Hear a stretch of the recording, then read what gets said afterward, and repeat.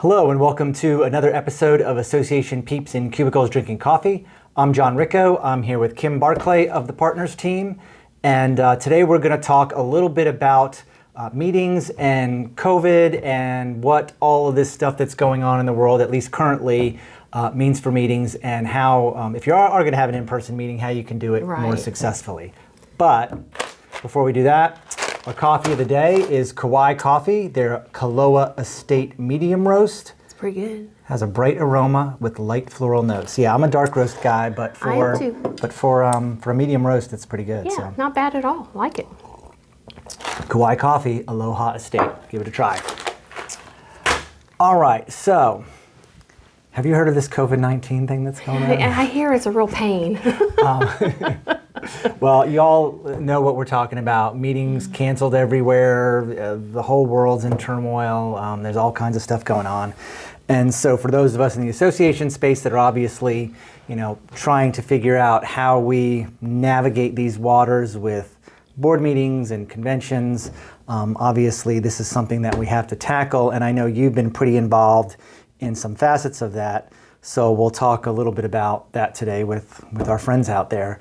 I guess the first thing is just generally at a pretty high level, what are some of the basics that probably most folks out there know about in terms of safety and what you need to do if you're going to move forward with the meeting that you're hearing as you talk to folks? Well, when we worked on our safety plan, when we thought we were going to have our meeting and we're going to be able to have our meeting, the first thing that you have to do is get with the hotel and make sure you're going to be able to expand your space. Mm-hmm. Because if they don't have the space, then you have a bigger problem, because you're going to have to, your session rooms are going to have to be bigger, your trade show hall is going to have to be bigger should you have one, your registration area, everything has to be spaced out now, totally different than what you had before. Mm-hmm. So you have to revamp everything now. So you're talking about you've got to work with not only the hotel, but your decorator and everybody in between, because your signage is going to be moved and you want to implement traffic flows into your trade show space, and you want to remove all that food and beverage that you probably had on your trade show expo hall, because that's a place for people to convene. You can't have that now. Right. So your registration area, you need the clear, the plexiglass shields. You got to work with your decorator on that, and just make sure that, maybe if you're in a bigger venue and you've got another meeting or event that's maybe down the hall from you, that your spacing is not close to them. So, it's a constant space. Think about space. Right. It's funny you mention that, because until you mentioned that, I never even thought about that. Now, obviously, I'm not as ingrained in the day-to-day of meetings, but there are other people in that hotel, and there's other people using that space, and so you got to think about how do our attendees interact and affect what they're trying to do on their end from a safety standpoint and all that. Exactly. And all the 6 feet and just everything. It's just, you just have to make sure that you're able, you may have had a session room that held 30 people, and you were in probably, maybe like a 10 by 10 room, or not a 10 by 10 room, a smaller room. And now you have to put 3 seats in between each person now. So now you're expanding, almost threefold. Right. So it's a lot to think about and to go through with your hotel people, and to make sure that that's all, the space is available. Right. So Kim, I know, we get it with all the hotels that we work with. We're constantly getting emails on updates on various hotels, like cleanliness and safety plans and that. What's your experience been in working with either hotels or convention centers in terms of their safety plans and what you have to do as an organization that's putting on a meeting related to those? Well, it's what you have to accept is that everything is ever changing every day or every week. You just have to be on top of it. So the hotels, if you don't have one from the hotel, get it. They should have some sort of safety plan that they have implemented or started or said, hey, this is going to be our procedures. Your procedure as the association and the meeting planner should fit hand in hand with that, and they should work continuously. So if your food and beverage, they should be able to offer an alternative to what you had before. And what you might have to think about, and every case is different, every meeting's different, but what you might want to consider is staggering your sessions and your lunches and that sort of thing. So maybe you have some sessions that release at one time, and then you have some others that start at another and release at a different time, so you don't have everybody out at once and gathering in the pre-function area and lining up for lunch and all of that. And maybe if you know, like we were in high school, you have lunch A and lunch B. Kind of go back to thinking that way about things.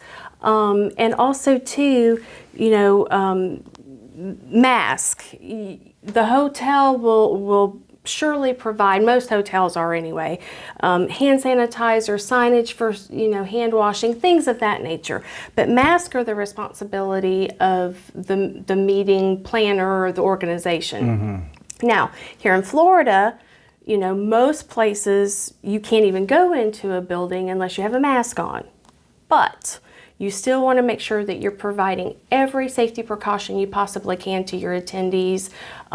Now, what we are using here are the disposable ones, and you need to make sure that you have one disposable mask per person per day.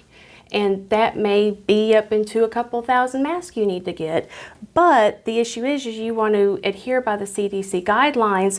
And when you do these cloth masks, which are great, and you can get sponsors to, you know, put their logo on them. I'm not saying don't do it.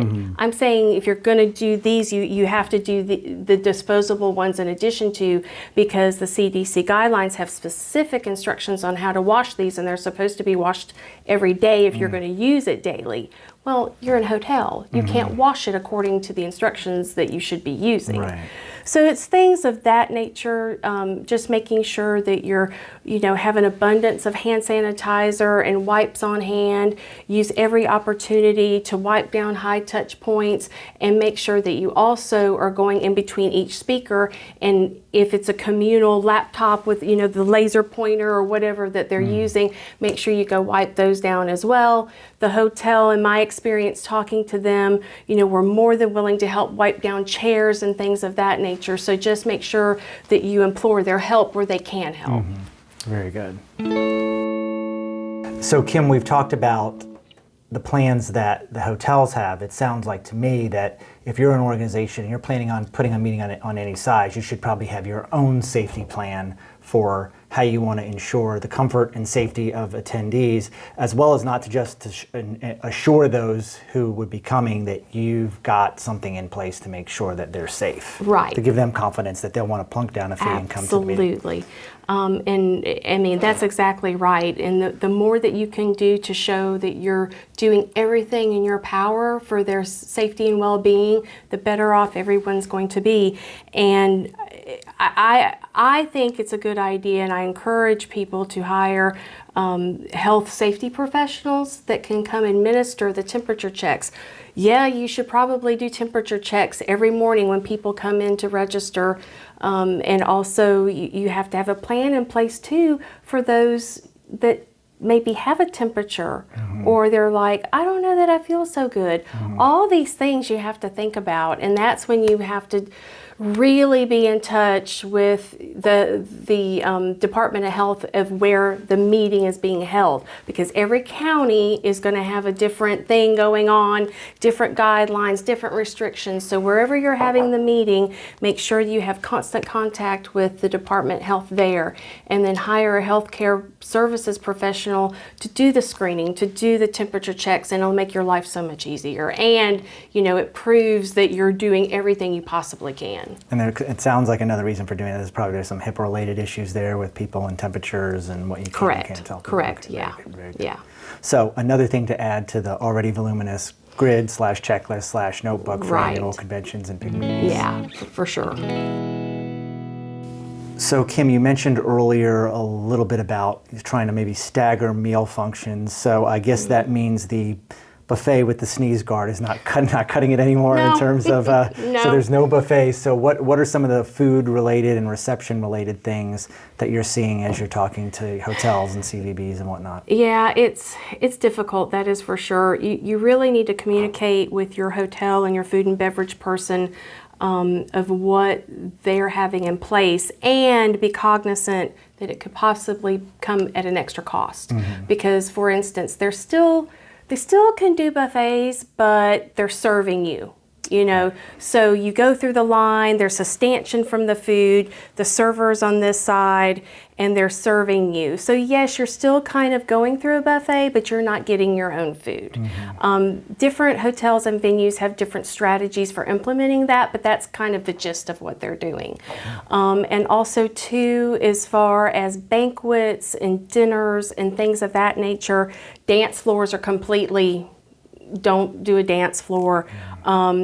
If you have speakers, they're talking about every speaker has their own microphone. So your AV cost will go up a little bit.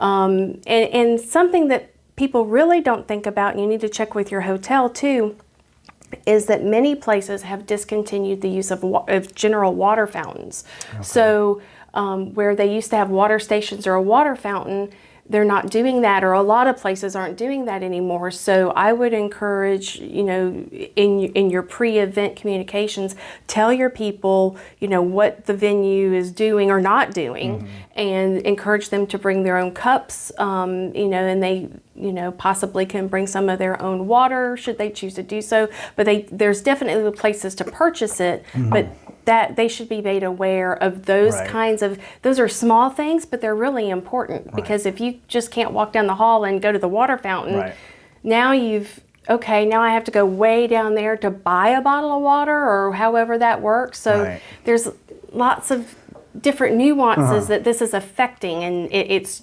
you really don't think about it until it happens. Right. So if you're in a bigger venue where someone might have to travel a long way to buy a bottle of water, it could be a little bit more expense on the part of the attendees, or on the other hand of the host of the event or meeting, if they were going to have to pay for bottled water or sodas on consumption and all that stuff. There's that Correct. as well. Because everything is individualized now. So everything's, as much as we maybe don't like to utilize a bottle of water because we're trying to be green as possible, that's where we're at right now. That's what we have to do. So, and also too, if you have your own general counsel, or you have access to one, I highly encourage you to bring that person into the loop. Tell them what you're doing, have your plan on paper, and let them review it and look at it, because he or she may have some ideas and recommendations for you to do too. So there is somewhat of a legal aspect here. So if you have one, I highly encourage people to take advantage of that and bring them into the loop. Great. Well, thank you, Kim. I appreciate it. This was a good conversation, and I hope it gives our viewers out there a good sense of some of the things that, obviously there's not a lot of meetings going on right now, but in some places it seems like people are starting to ease back into them. So if you are going to be in person, on site at a hotel or a convention center, some good food for thoughts as people start to. And who ease knows back how long these restrictions and actions we're going to need to do for the future. I mean, I don't see an end to social distancing anytime soon. So at least for the rest of this year, right? And probably beyond. So yeah. All right, well, thank you, and we appreciate, Kim, you being here today and having the conversation, and we thank you guys for being out there and watching, and look forward to a new episode soon. Thanks, and peace out. Bye.